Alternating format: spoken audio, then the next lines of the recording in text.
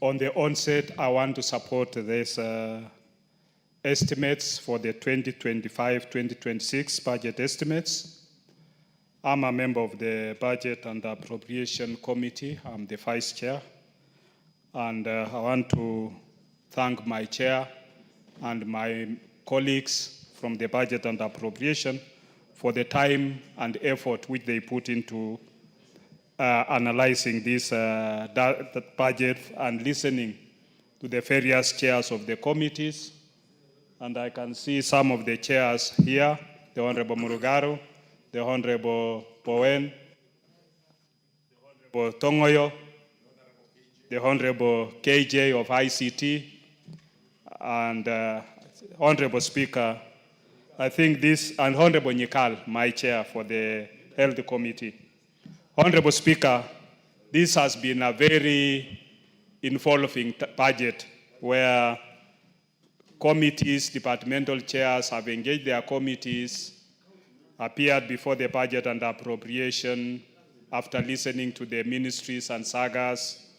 And I think having gone through this budget, Honorable Speaker, this budget, what would ask the Treasury who appeared before the Budget and Appropriation Committee is that they make sure they release money in time, because that has been the biggest problem. They must release money in time so that these projects can be implemented. This budget is very informative. It is very, it's affecting all the parts of this country. I would say it applies equity in it. Many of the farmers who are involved in coffee, as my chair put it, there is 2 billion for the coffee cherry fund. And maybe some of the farmers might not understand this, and they end up going to the banks to borrow money, which has very high interest rates.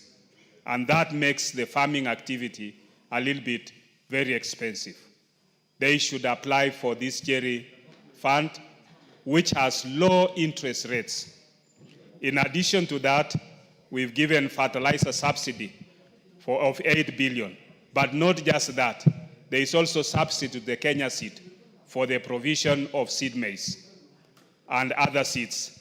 There is also money for mopping up of the legumes within the region. And this through KNDC, and maybe KNDC can also involve the cereals, so that you have mopping of the legumes. You also have 2 billion for the sugar sector to ensure that the reforms take place. And as you heard His Excellency the President when he was in Homa Bay, he said we've not sold out these sugar companies. What we've done is we've leased it out. And this leasing out is to make sure that these sugar companies become productive. They turn around the sugar sector. Because for many years, our farmers, especially in the Nyanza, in Western and the coastal region, who have engaged in sugar farming, they've not been doing well due to a lot of mismanagement, corruption, and that has ended up discouraging farmers. But we hope that now, with this 2 billion and also the reforms within the sugar sector, that things will move in the right direction. Honorable Speaker has put it very clearly. We are working in a limited financial constraints. And therefore, in the revenue-raising measures, many people have said we should not borrow more. We should not continue incurring more debts.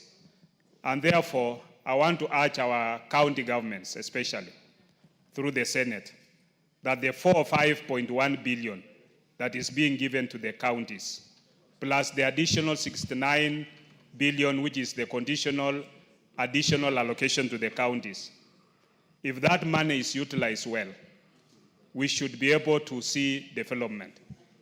In the recent conditional additional allocation to the counties that was done, my county of Trans-Nzoia got 96 million for doing the roads. And I hope that the county government will utilize that money in a proper way to make sure that towns like Endebess and Kitale Town and Kiminini Town are properly done roads within that area. Honorable Speaker, as put it by many of my colleagues, when you move into the counties or constituencies, it is easier for you to see a project that has been done by CDF. But it is very difficult to see a project that has been done by the counties.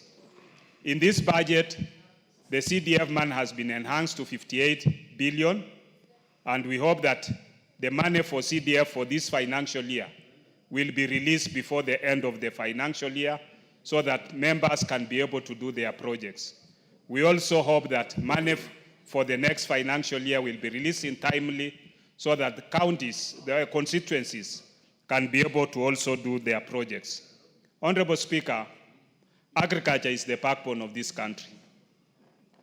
With the 8 billion subsidy for fertilizer and the 2 billion for Kenya Seed to subsidize on seed maize, we hope that our production of food will be able to increase. And this ensures that Kenya is able to feed its own citizens. It's food secure. And that is what we've achieved since this government came in place.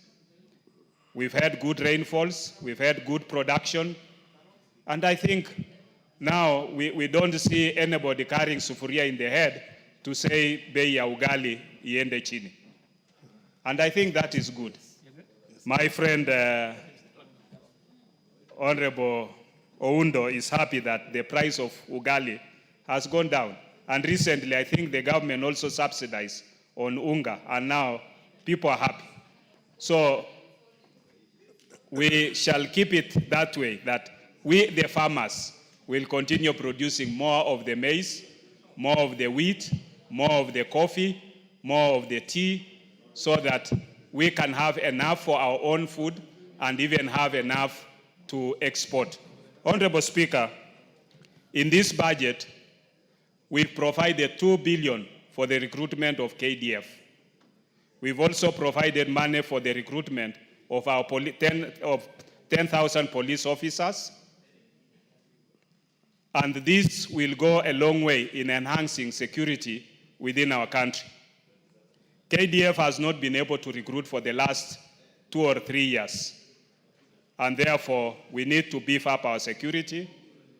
We're facing new threats within in security areas. Many of our neighbors are unstable, and therefore we must be able to equip our armed forces to make sure that our country is well protected. And in operations, we've been able to provide 6 billion. So, Honorable Speaker, I think this is a very progressive budget. It will take us to the next level, and therefore, with those few remarks, Honorable Speaker, I want to support. The Honorable Beatrice Alachi, followed by the Honorable Lesuda, and then Makali, in that order. Then we come back to the next round. Thank you, Mr. Speaker. Mr. Speaker, I also rise to first